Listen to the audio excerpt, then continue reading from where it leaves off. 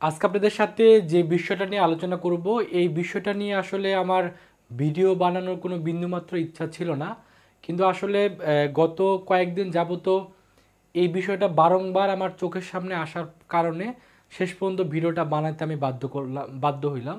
তো আজকের ভিডিওর যেটা টপিক সেটা হলো এইচএসসি 2025 ব্যাচের শিক্ষার্থীদের বোর্ড খাতা টিকটকাররা দেখতেছে এবং সেই সকল ভিডিও ইউটিউবে বা ফেসবুকে এবং টিকটকে কিন্তু বারংবার আপলোড করা হচ্ছে। তো আসলে এই জিনিসটা কেন হচ্ছে বা এইখান থেকে শিক্ষার্থীদের কি করণীয় বা বোর্ড কর্তৃপক্ষের আসলে কি করা উচিত, এই বিষয়টা নিয়ে আমি একটা সামগ্রিক আলোচনা করব।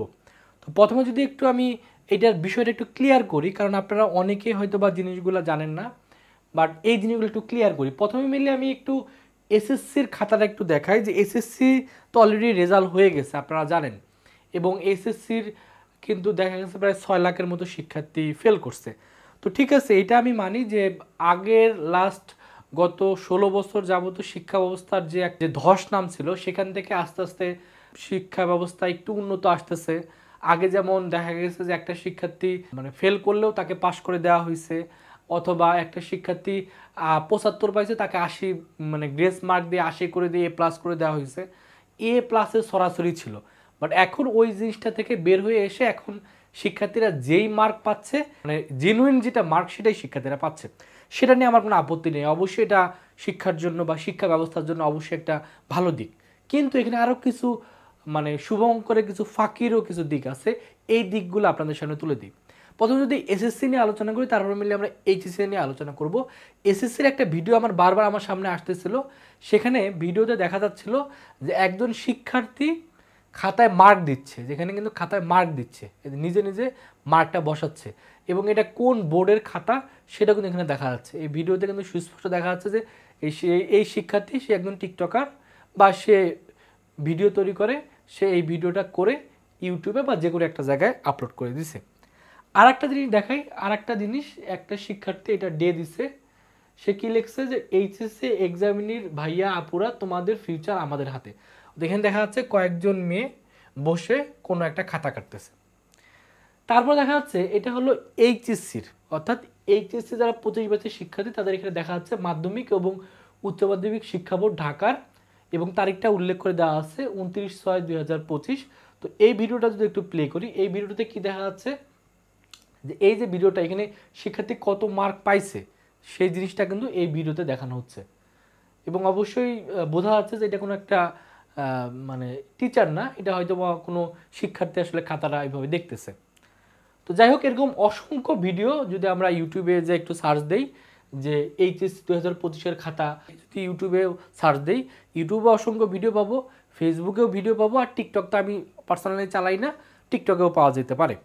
এখন বিষয় হলো যে এই যে ব্যাপারগুলো ঘটতেছে এটা অবশ্যই আমাদের জন্য একটা অশনি সংকেত। কেন অশনি সংকেত?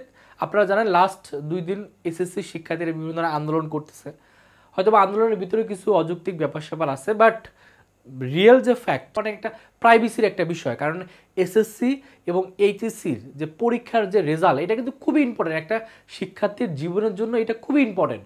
কারণ পরবর্তীতে এই রেজাল্টের উপর ডিপেন্ড করে একটা শিক্ষার্থী মেডিকেলে পরীক্ষা দিতে পারবে কিনা, বা একটা শিক্ষার্থী বুয়েটে পরীক্ষা দিতে পারবে কিনা, বা ভালো ভালো প্রতিষ্ঠানে পরীক্ষা দিতে পারবে কিনা, এটা কিন্তু অনেকাংশে জিপিএর উপরে অনেক অনেক নির্ভর করে।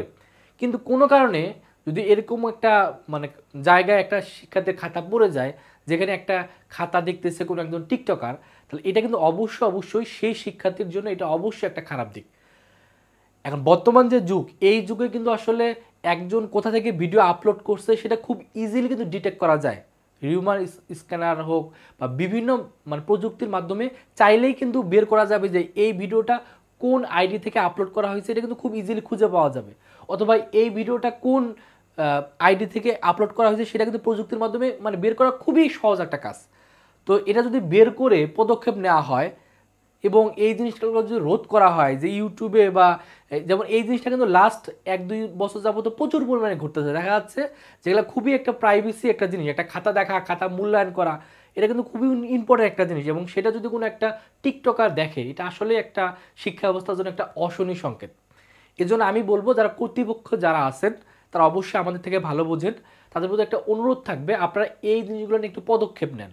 এই ভিডিওগুলো বারবার ইউটিউবে দিলে বা বারবার টিকটকে দিলে একজন শিক্ষার্থী যদি এইচএসসি পরীক্ষার্থী হয়, সে যদি দেখে যে তাদের ভিডিওগুলো যেমন এটা ভিডিওটা অরিজিনাল কিনা সেটাও আমরা জানি না, এটা ফেকও হতে পারে, ধরে নিলাম এটা ফেক, বাট আমার যেটা মনে হয় এটা একটা আইনি পদক্ষেপ নেওয়া উচিত যে এরকম কোনো ধরনের ভিডিও দেওয়ার মাধ্যমে কোনো ধরনের বিভ্রান্ত সৃষ্টি করা যাবে না।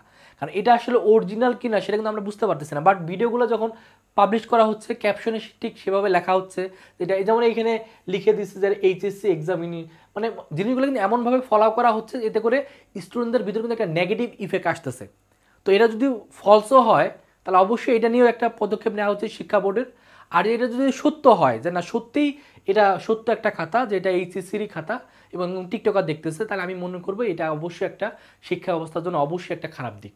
কারণ একটা শিক্ষার্থীর যেটা মানে লাইফের একটা বড় একটা অ্যাচিভমেন্ট থাকে এইচএসসি রেজাল্ট, সেটা যদি এভাবে একজন টিকটকার দেখে তাহলে অবশ্যই তার জন্য এটা অবশ্যই একটা নেগেটিভ দিক।